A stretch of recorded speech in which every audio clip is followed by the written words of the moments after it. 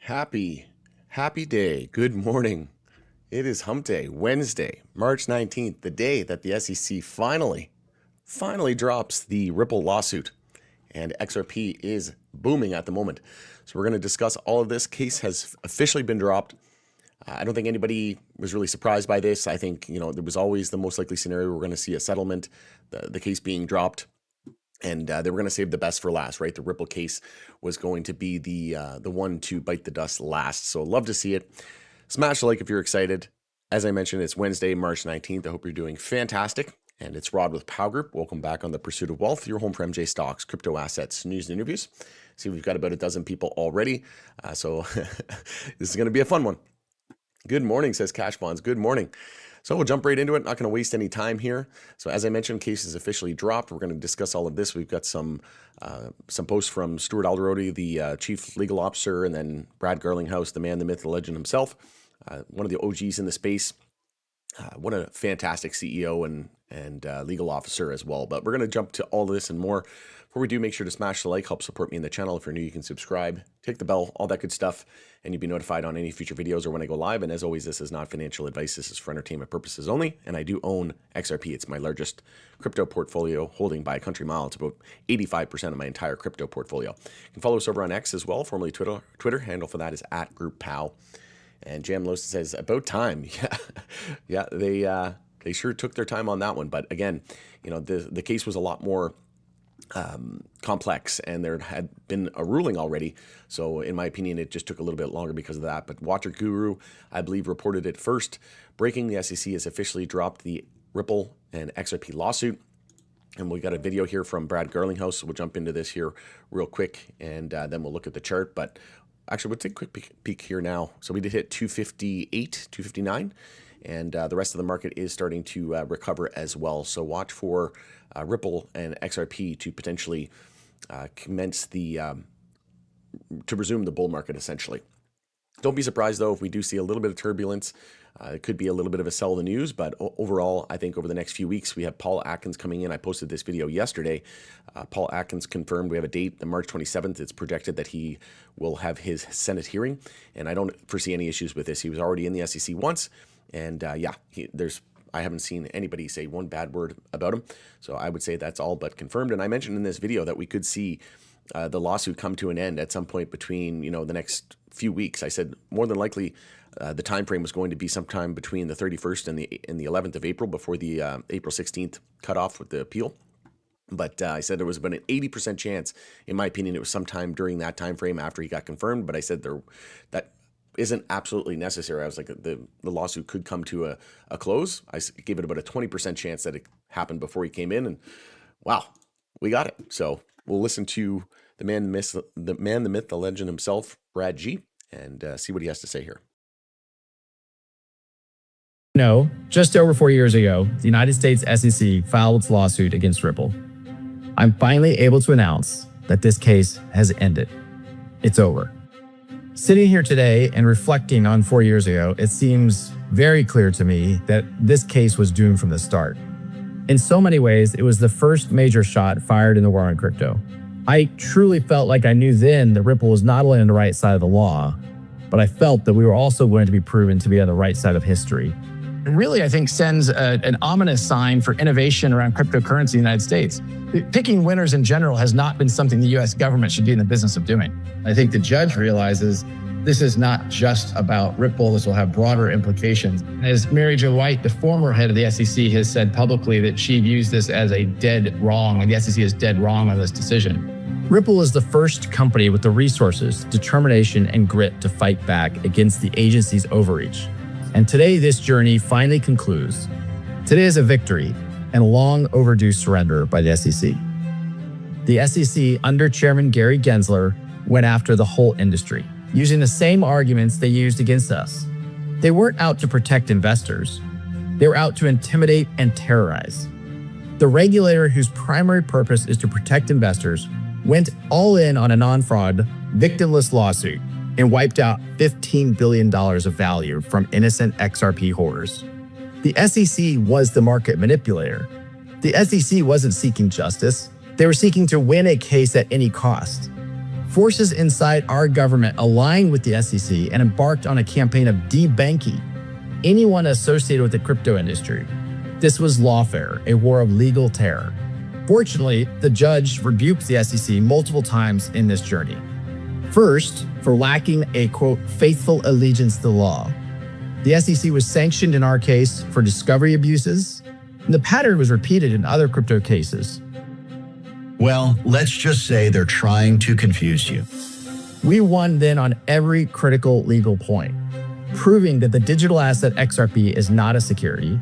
That is now the law, and those wins have laid the groundwork for policymakers to adopt a set of rules for crypto that are in line with nearly a century of securities law. With today's news, the war on crypto has ended in defeat for those who turned our own government against a technology and an entire industry. I'm heartened that we have paved the way for other industry players to see the value in not backing down, and for others to use our legal playbook to fight back. We are now closing a chapter in crypto history. I think we're all stronger for our prior litigation successes and today's landmark victory. Progress is worth fighting for. We won multiple pro-crypto victories at the ballot box last year. It's time to make the US the crypto capital of the world. Thankfully, we have new leadership in executive and legislative branches of our government. That leadership is actively seeking a rational and constructive way forward on crypto. Let's make the most of this.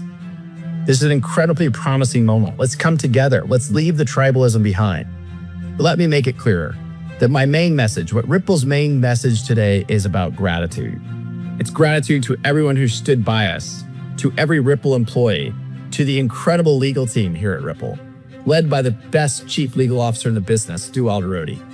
Gratitude certainly to the XRP family, to our customers, to our partners. Thank you. We couldn't have won this battle without all of you being behind us and working together. I truly believe we all agree there's immense opportunity with the largest economy in the world finally taking a pro-crypto and pro-innovation approach to build this technology in order to solve real-world problems for people around the planet. This was a fight Ripple never wanted, but one we knew we had to win. And today, emphatically, we have. Thank you.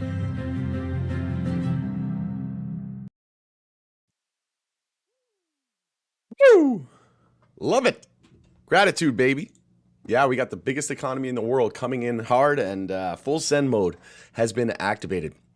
So the US is never first, they're never last. They don't have to be, because they will leapfrog every single other country. And just imagine if they do no tax crypto, that's going to bring so many people back from offshore, onshore.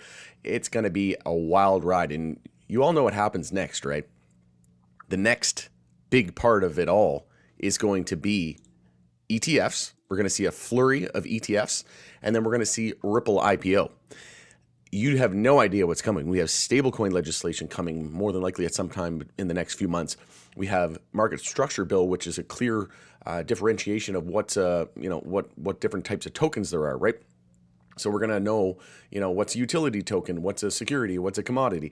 So this is truly an exciting time. So congratulations to everybody at Ripple. Congratulations to all of you who are paying attention and didn't listen to the Bitcoin maxis and the mainstream media that was fighting everything. There was a post yesterday that I saw that the Bitcoin maxis have done two things really for the last decade plus, and it has been to absolutely crap on Ripple, XRP. They conflate the two all the time. That's on purpose, and also gold. And if you look at the best performers this year, it's XRP and gold, and that is not a coincidence in my opinion. Stuart Alderodi, Chief Legal Officer, says today Ripple moves forward stronger than ever. This landmark case set a precedent for the domestic crypto industry. With the SEC dropping its appeal, Ripple is now in the driver's seat and will evaluate how best to pursue our cross appeal.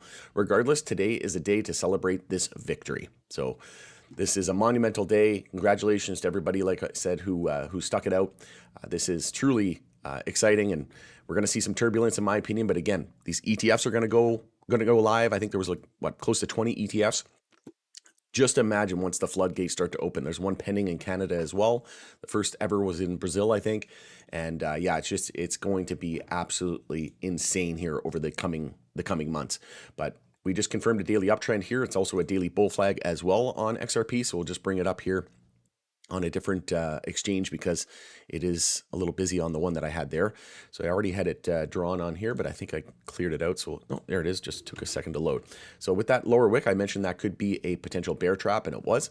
So if we just take our measured move here from the low to the high and move it out to our 0.32 fib, that'll give us a measured move up here to about 293.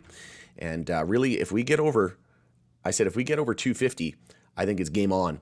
And we just hit 259 on this news.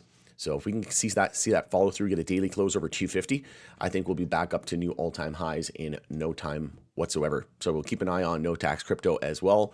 A few other, strategic reserves, the stockpile, the sovereign wealth fund. There's so many good things coming. It's not even funny. We could see major partnership announcements now that the lawsuit has concluded, and Bank of America probably going to go full force.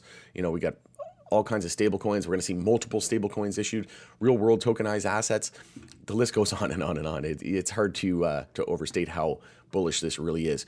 But we just need to get back into the weekly macros. The stochastic and the MACD still need to see a bullish cross. I'd say it's going to be another week or two.